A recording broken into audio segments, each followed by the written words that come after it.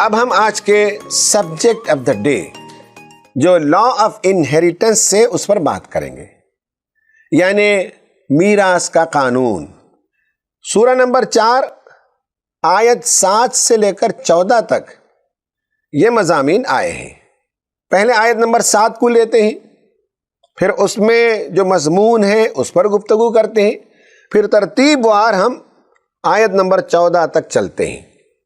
آیت نمبر 7 میں اللہ تعالیٰ نے کہا لِلرِّجَالِ نَصِيبٌ مِّمَّا تَرَكَ الْوَالِدَانِ وَالْأَقْرَبُونَ وَلِلنِّسَاءِ نَصِيبٌ مِّمَّا تَرَكَ الْوَالِدَانِ وَالْأَقْرَبُونَ مِّمَّا قَلَّ مِنْهُ أَوْ كَثُرَ نَصِيبًا مَّفْرُوضًا۔ مردوں کے لیے اس مال میں حصہ ہے جو ماں باپ اور رشتہ داروں نے چھوڑا ہو، اور عورتوں کے لیے بھی اس مال میں حصہ ہے جو ماں باپ اور رشتہ داروں نے چھوڑا ہو، خواہ تھوڑا ہو یا بہت، اور یہ حصہ اللہ تعالیٰ کی طرف سے مقرر ہے۔ خواتین و حضرات، اسلام سے پہلے کے زمانے میں عرب میں طاقتور کمزوروں کو میراث میں حصہ نہیں دیتے تھے، بالخصوص خواتین، یتیم اور بچوں کو۔ اسلام نے اس آیت میں سماج کی ظالمانہ ریت کے خلاف ایک انقلابی قانون دیا۔ اس قانون کی سب سے خوبصورت بات یہ ہے کہ ایک ہی سانس میں کہا کہ والدین اور رشتہ داروں نے مرنے پر جو چھوڑا ہے، مردوں کو ان کا حصہ ملے گا، عورتوں کو ان کا حصہ ملے گا۔ مرنے والی کی چھوڑی ہوئی میراث زیادہ ہو یا کم، اللہ کے حکم کے مطابق اس کی تقسیم ہونی چاہیے۔ چھوڑے ہوئے میراث کی تقسیم ایسی ہونی چاہیے کہ موویبل اور اموویبل ایسیٹس، پراپرٹیز اور ہاؤس ہولڈ آئٹمس وارثین کے درمیان مرنے کے فوراً بعد تقسیم ہو جائے۔ اسلام چاہتا ہے کہ انسان نے دنیا میں جو کچھ کمایا جب تک وہ زندہ ہے اس سے استفادہ کرتے رہے، اور جب اس کا انتقال ہو جائے تو اس کی دولت اس کے سب سے زیادہ قریب ترین لوگوں میں تقسیم ہو جائے۔ ان آیتوں میں قرآن نے بتایا کہ کون قریب لوگ ہیں اور کون دور کے لوگ ہوتے ہیں۔ یہ بات بھی یاد رکھنے کی ہے کہ مرنے والے نے اگر واقعی میراث چھوڑی ہو تو اس میں تقسیم ہونا چاہیے۔ آپ کو تعجب ہوتا ہوگا کہ میں کیا بات کہہ رہا ہوں۔ میں آپ کو ایک مثال سے سمجھانا چاہتا ہوں۔ کبھی کچھ لوگ سماج میں بہت بڑے نظر آتے ہیں، بہت بڑے سیٹ، بہت بڑے انڈسٹریلسٹ، بہت بڑے مالدار نظر آتے ہیں، جبکہ حقیقت یہ ہے کہ بینک کے قرضوں پر وہ جیتے ہیں۔ خام مال جن سے اٹھاتے ہیں ان کے کروڑوں روپے باقی رہتے ہیں۔ خود اپنے جو پارٹنرز ہوتے ہیں ان کا بھی حساب کتاب پراپرلی نہیں کیا گیا ہوتا ہے۔ معاشرے میں تو بہت بڑے مالدار نظر آتے ہیں، لیکن حقیقتاً حساب کتاب کریں گے تو پتہ چلے گا کہ جو کچھ ایسٹس موجود ہیں وہ ان کی ہیں یا بینک کی ہیں، یا جو را میٹیریل جنہوں نے دیا ان کے لیے دین باقی ہے یا پارٹنرز کے ہیں۔ ہمیں اس کا اندازہ بالکل نہیں ہوتا۔ اس لیے جب اس طرح کے لوگوں کا انتقال ہو جاتا ہے تو ان کے وارثین کی ذمہ داری بنتی ہے کہ وہ دولت جو اس نے چھوڑی ہے اس میں اصل اس کی کتنی ہے اور دنیا والوں کو واجب الادا رقم کتنی ہے، پہلے یہ اندازہ لگائیں۔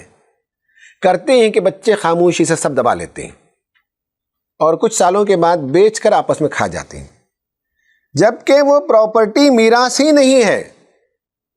اس لیے قرآن نے اس آیت میں کہا کہ مرنے والے نے اگر ترکہ چھوڑا ہو تو اسے تقسیم ہونا چاہیے۔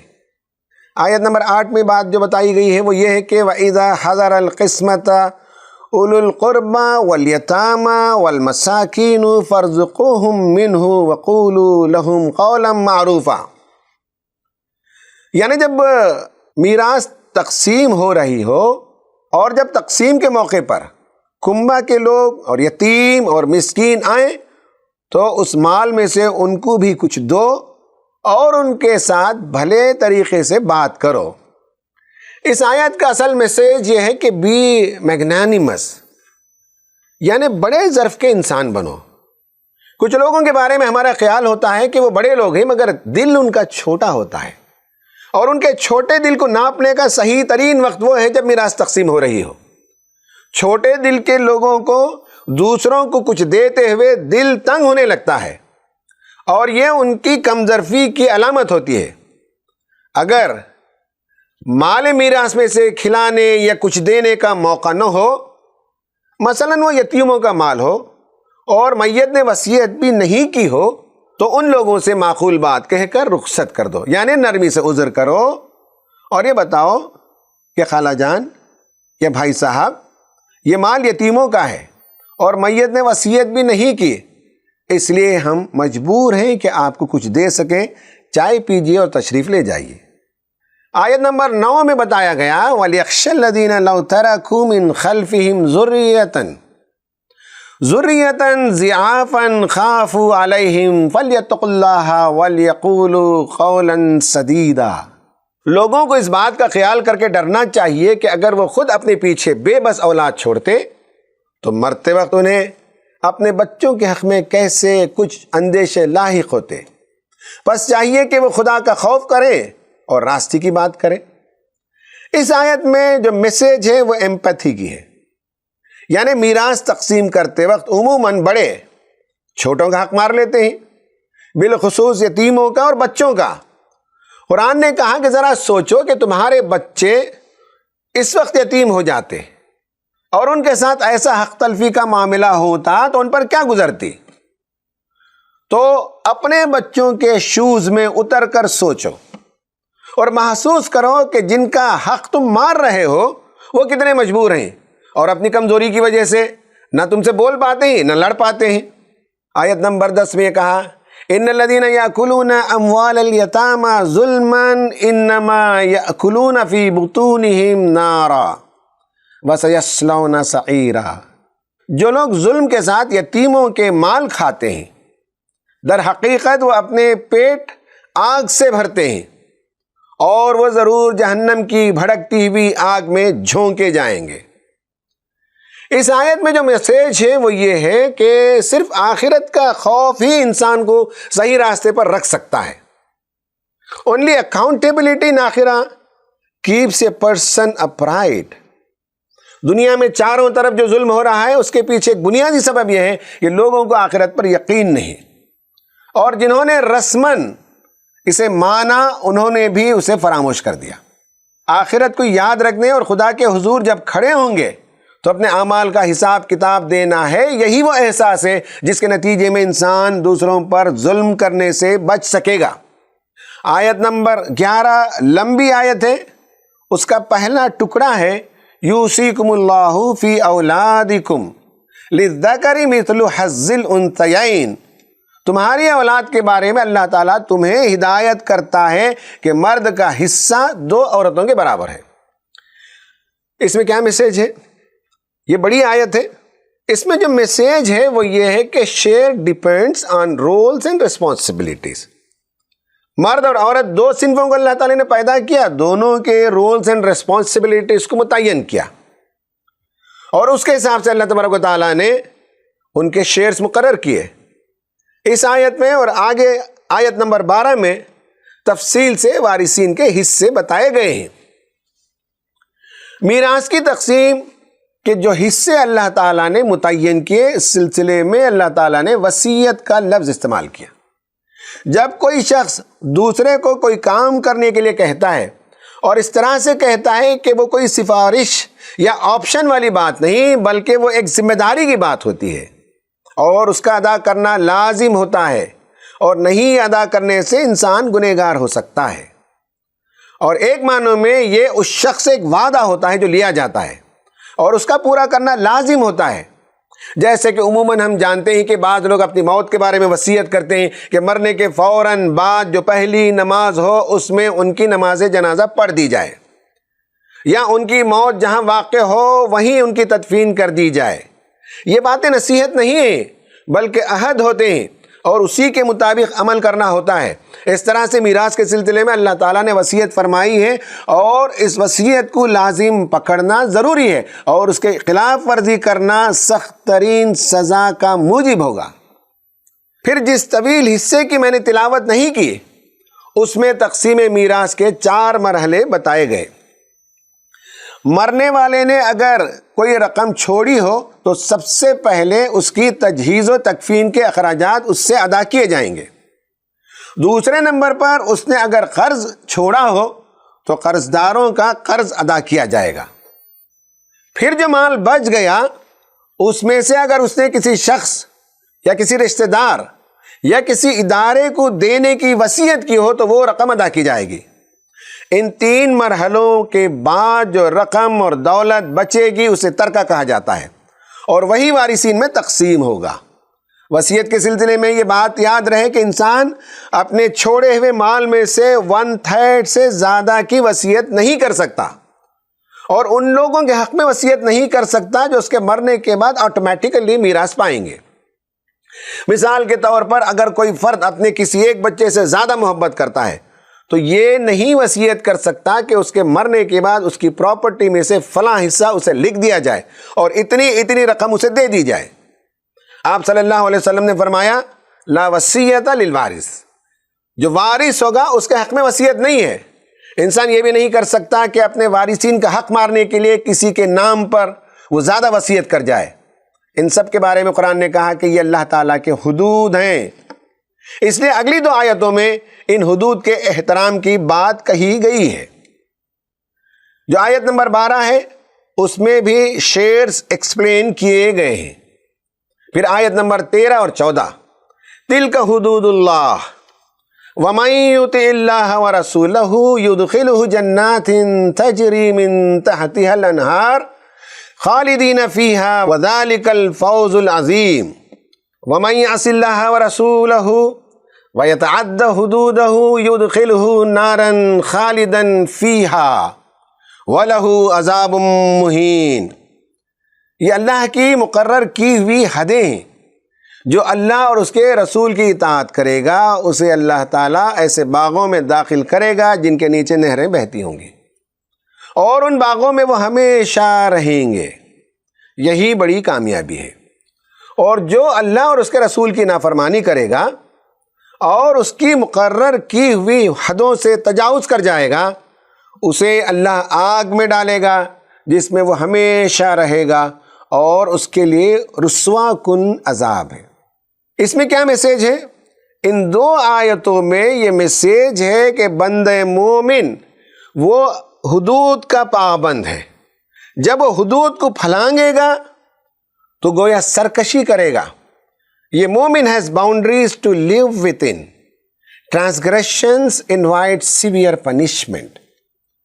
ان آیتوں سے معلوم ہوا کہ جو لوگ میراث کی تقسیم کے معاملے میں نفس پرستی سے کام لیتے ہیں اور خدا سے نہیں ڈرتے وہ بہت بڑا گناہ کر رہے ہوتے ہیں۔ ایسے لوگ جہنم میں ہمیشہ جلیں گے۔ لہٰذا جن لوگوں نے میراث کی تقسیم کے سلسلے میں خدا کی مقرر کردہ حدوں کو توڑا ہو انہیں معلوم ہونا چاہیے کہ محض توبہ سے ان کے گناہ معاف نہیں ہوتے، بلکہ جن کا حق مارا گیا ہو انہیں ان کا حق ادا کرنا ہوگا، ورنہ جہنم کے لیے تیار ہونا پڑے گا۔ ہندوستان، پاکستان، بنگلہ دیش وغیرہ میں خواتین کا حصہ نہ دینا ایک عام سی بات ہے۔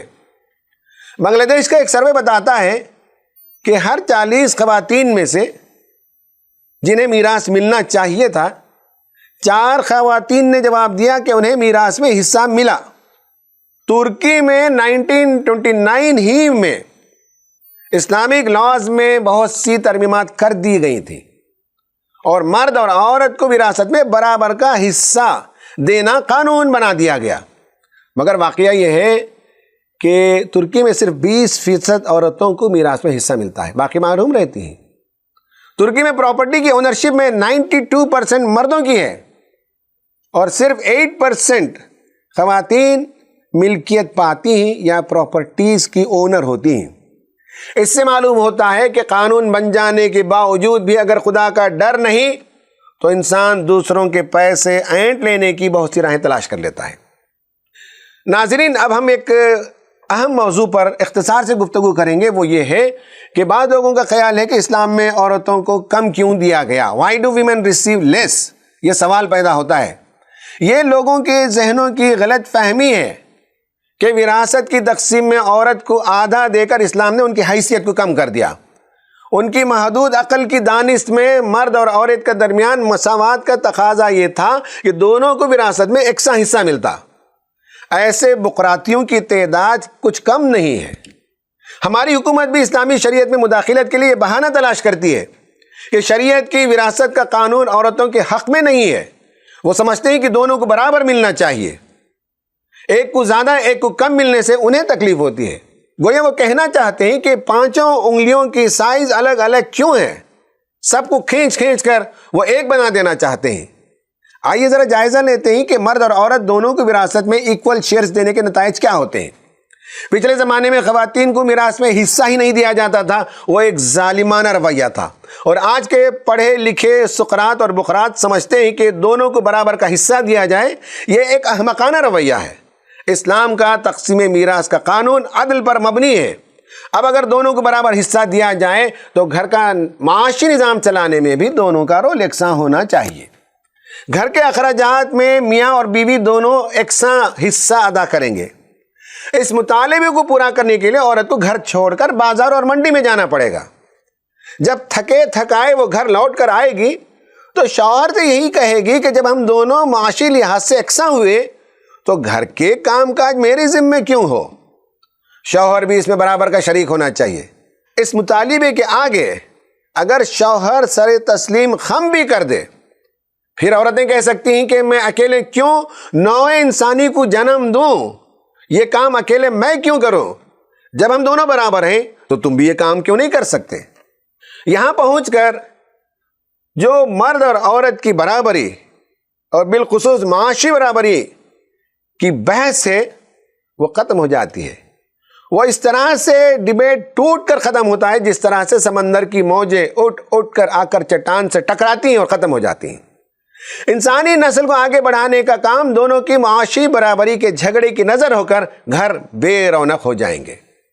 اس لیے اسلام کا نقطہ نظر یہ ہے کہ جب فطرت نے عورت پر زیادہ بوجھ ڈالا ہے تو شریعت نے اس پر سے معاشی بوجھ کو ہٹا دیا، اور مرد کی ذمہ داری ہے کہ وہ گھر کے تمام اخراجات برداشت کرے، اور ایسا کر کے وہ عورت اور بچوں پر کوئی احسان نہیں کرتا۔ اسلام معاشی ذمہ داری پوری کی پوری مرد کو دیتا ہے، اس لیے میراث میں اس کا حصہ دگنا رکھا گیا ہے۔ عورت کو جو حصہ ملتا ہے وہ خالصتاً اس کا ہے، اور اس رقم کو گھر چلانے میں لگانا اس کی ذمہ داری نہیں ہے، وہ رقم اس کی پوری سیونگ ہو گئی۔ اگر کوئی عورت کماتی بھی ہے تو گھر پر خرچ کرنا اس کی ذرا برابر ذمہ داری نہیں ہے۔ ہاں، آج کے دور میں بعض مرتبہ ایک آدمی کی کمائی سے گھر چلانا ناممکن ہو تو خاتون بھی کماتی ہے اور گھر پر خرچ کرتی ہے، مگر وہ جو کچھ کرتی ہے وہ احسان کرتی ہے اور نیکی کرتی ہے، کسی بھی طرح سے وہ اس کی ذمہ داری نہیں ہے۔ ویسے یہ بات بھی یاد رہے کہ میراث کی تقسیم میں بعض صورتحال میں عورت مرد کے برابر بھی حصہ پاتی ہے، اور بعض میں عورت مرد سے زیادہ حصہ پاتی ہے، جس کی تفصیلات میں جانے کا یہاں موقع نہیں ہے۔ خواتین و حضرات، یہ وہ ریشنل ہے، یہ وہ حکمت ہے جس کی وجہ سے اللہ تعالیٰ نے بتایا کہ مردوں کو 2 حصہ ملے گا عورتوں کے مقابلے میں۔ اب اس کے بعد ان 2 آیتوں میں تفصیل بتائی گئی ہے، وہ ایک عام آدمی کے لیے اس طرح کے لیکچر میں سمجھنا مشکل ہو سکتا ہے جب تک کہ آپ قرآن کھول کر تفسیر کھول کر پڑھ نہ لیں، یا اس سے متعلق جو آرٹیکلز اویلیبل ہیں اسے پڑھ نہ لیں۔ اس لیکچر کا مقصد تو یہ تھا کہ عام انسانوں کو معلوم ہو کہ اسلام نے کسی کی موت کے بعد اس کی دولت کی تقسیم کا عادلانہ طریقہ مقرر کیا اور سب کے شیئرز مقرر کیے۔ اس میں خواتین کو جو کچھ ملتا ہے وہ ان کی اپنی رقم ہے، جبکہ ان کی کوئی معاشی ذمہ داری خاندان کے چلانے میں نہیں ہوتی ہے۔ اس پر آج ہماری باتیں ختم ہوتی ہیں۔ میراث کے سلسلے میں جہاں جس سے جو کوئی غلطی ہوئی ہو اس کے لیے توبہ بھی کرنا چاہیے اور حقداروں کا حق واپس لوٹانا چاہیے۔ اللہ تعالی ہمیں اس کی توفیق عطا فرمائے، آمین۔ وآخر دعوانا ان الحمد للہ رب العالمین۔